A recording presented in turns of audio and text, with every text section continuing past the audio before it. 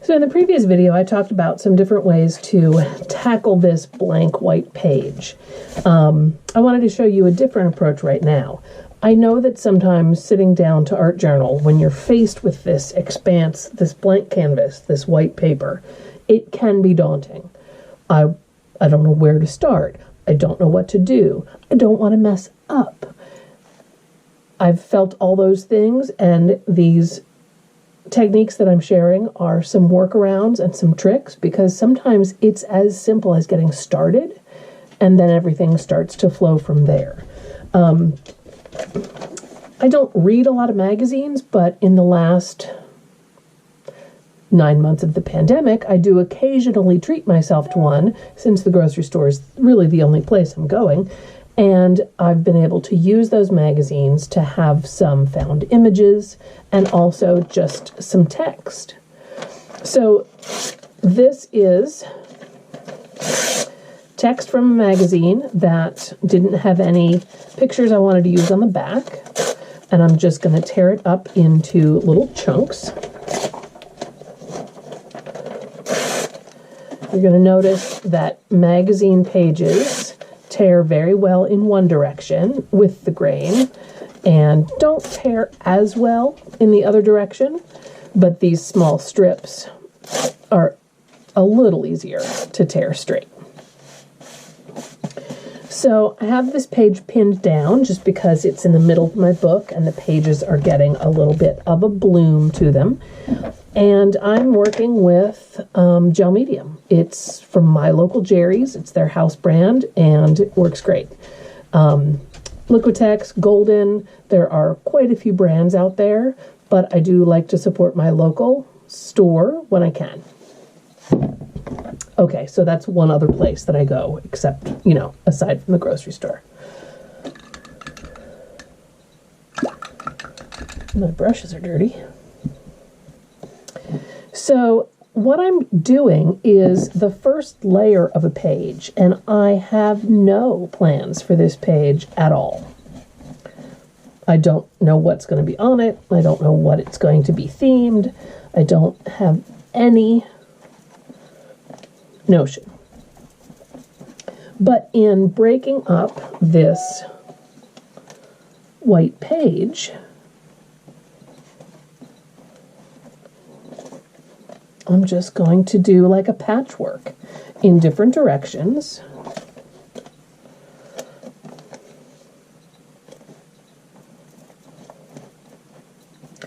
Gluing them down with the gel medium and then giving them a little coat over top with the gel medium also.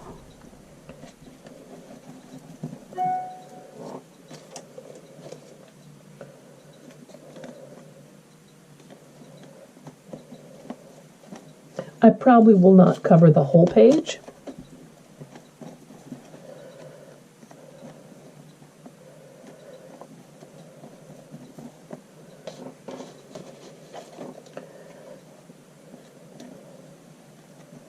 But it's nice to have something. It's also nice to know that if I don't like this, once I start doing more on this page, that I can simply cover it up. I covered up the white, and then I can cover up any layers that don't suit me.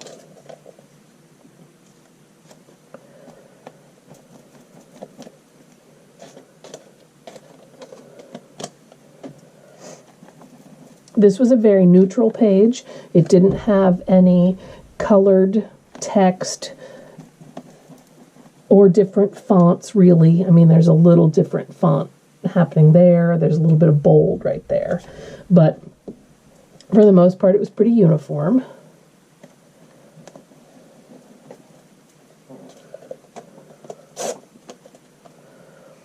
And I think I'm going to stop.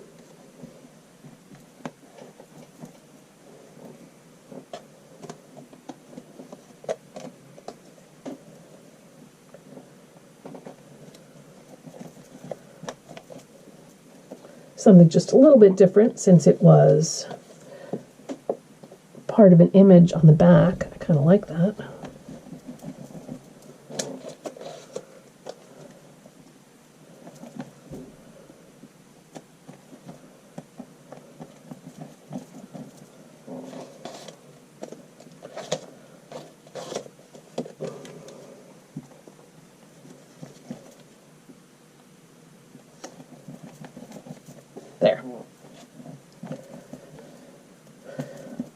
And yes, I've left the center open. Generally, that's not a composition tool that I use. I do think having your main focus in the center is a little too straightforward, a little too simple of a composition, but because I have no idea what's happening to this page, for right now, it doesn't really matter.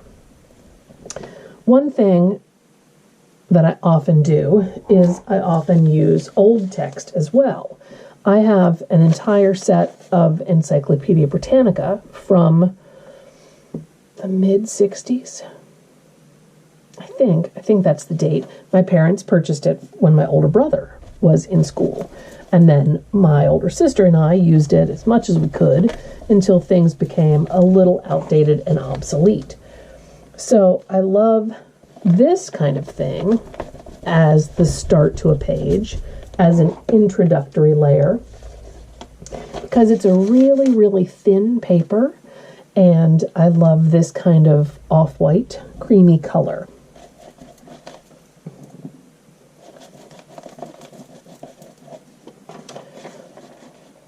It does have a tendency to tear, so I like to put a coat of gel medium over it to protect it a bit. So if I'm writing on top of it or doing a transfer on top of it, it's not going to, peel up and really get too distressed.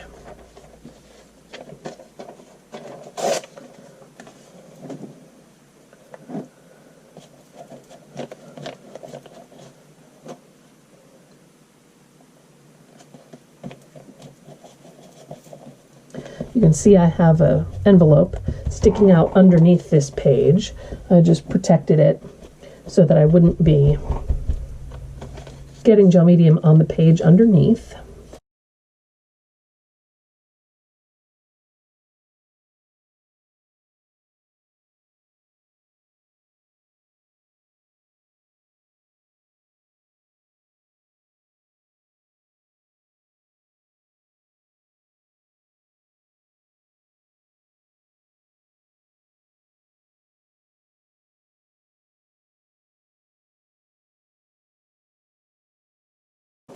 This becomes, this text, again, not legible. Here we do see nightingale, and that was just an accident that I pulled both of those pieces to make that whole page. Sometimes I will look for a page that has something to do with the page I'm planning. This was purely just, I grabbed one, I tore some pages out. So this was not intentional. It was just doing a background for a page. Now, I can leave them like that, but that is maybe a little busy, and sometimes I want to neutralize that and kind of tone the background down a little bit. So I've got my gesso here, and you can use a little piece of cardboard. I use old hotel room keys from the before times when we used to travel, and I simply like to skim a little gesso on the page, smear it out a little bit,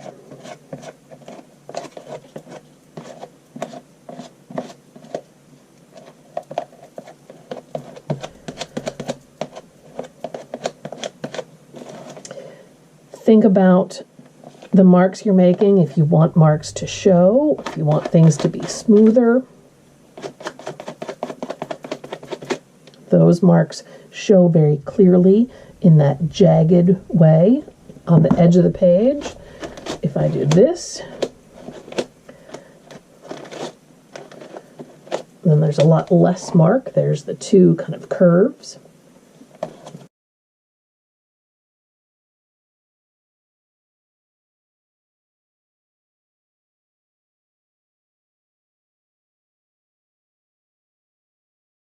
Sometimes I use a plastic palette knife for this as well, but I think that the ease of the key card is great because it's a little more random, a little less for you to control. And the gel medium was not all the way dry. That's fine. It's not doing any harm.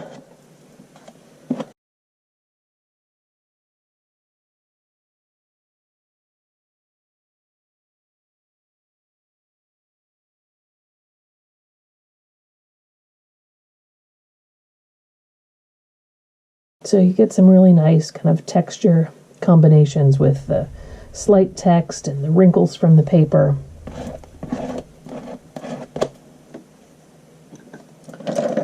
So hang on, let me grab my other book and I'll show you this one more kind of gesso page prep technique.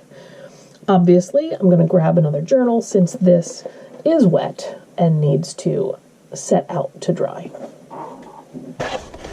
Here are the pages from the previous video where I was talking about laying down some writing and doing some dry brush and some watercolor. So you can check that out on the channel. But for right now, so again, big white pages. Well, white gesso on a white page doesn't do much to give you contrast, does it? No, but it's a great page prep when we add a little paint. Now, I use color quite a bit to symbolize different things or to convey different feelings. So I'm just not having a certain intention for this page. I'm going to pick some of my go-to favorites, because that will definitely vary based on the content of the page that I'm doing. I did grab some Goldens. This is yellow ochre. And I'm using the same key card for now. I'm not going to put it back in the gesso after this.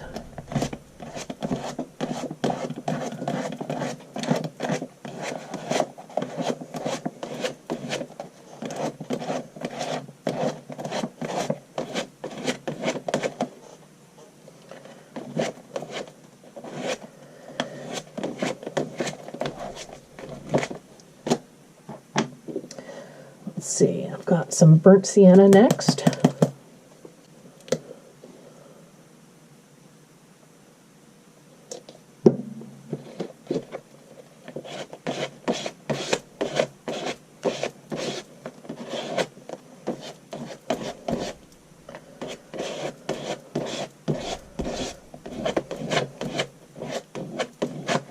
Really scraping it as far as I can.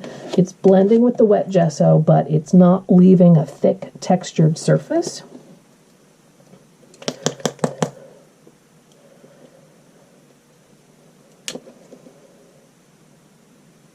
This is when good working knowledge of color wheel and color mixing is essential, because if I put this turquoise in with this, it would get a lot muddier, but I know I'm safe to use it with this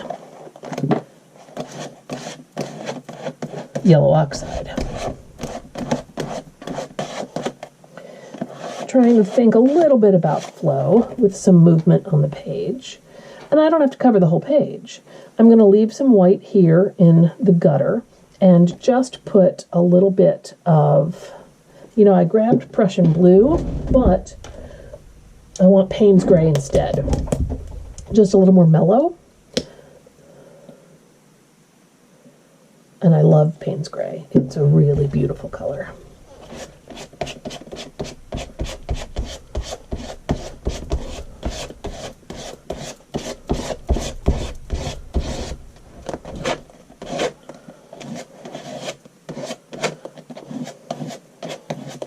Want a tiny bit there. If I'd been doing this with a palette knife, I'd have very different marks, so that's an excellent way to go. Just a different approach and some different movement to the page.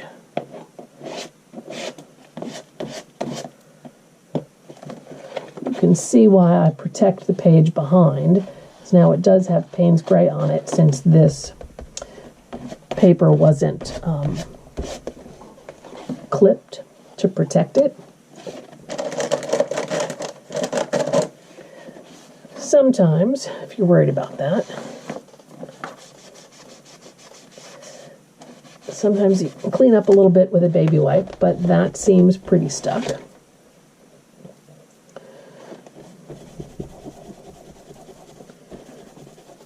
Sometimes you can lift paint off the page with a baby wipe as well, but this is very bonded with the gesso now, so it's pretty much in place.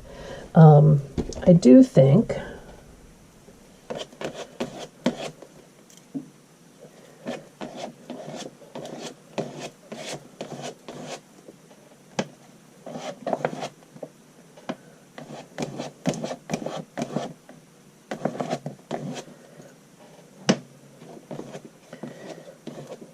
my marks were getting a little bit busy. There. So I have no idea what's going to go on to this page. It may end up that I leave it blank in my journal. I mean, in this state in my journal for a couple weeks until I come back to it. If I'm working on things that are in other colors or that I want other colors and this doesn't resonate, then I'll wait until it's ready. But it gives me something that was quick, it's going to dry quickly, and it takes away that vast white page. It takes away the fear of messing up. It's also very freeing and very fun to literally smear some paint on the page, and then I'll come back and layer more things on this. So hopefully that gives you some ideas about the beginning layers of an art journal page, some options that you have to just kind of dive in there and get started.